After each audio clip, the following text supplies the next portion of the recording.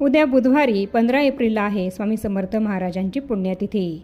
स्वामी समर्थ महाराजांच्या पुण्यतिथी निमित्ताने बऱ्याच स्वामी सेवेकऱ्यांनी केंद्रात, मठात किंवा घरी गुरुचरित्राचं पारायण हे केलं असेल। तर उद्याच 15 एप्रिलला आपल्याला गुरुचरित्र या पारायणाची सांगता करायची आहे।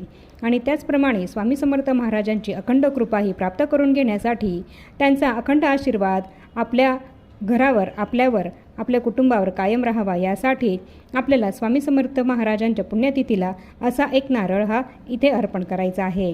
असा हा नारळ जर तुम्ही उद्या स्वामी महाराजांच्या पुण्यतिथी निमित्ताने अर्पण केलात तर यामुळे अखंड स्वामी कृपाही तुम्हाला लाभेल, तुमच्या सर्व इच्छा मनोकामना पूर्ण होतील।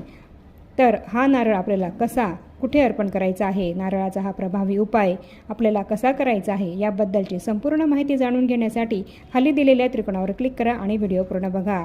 आणि तुम्हीसुद्धा हा नारळाचा उपाय उद्या अवश्य करा।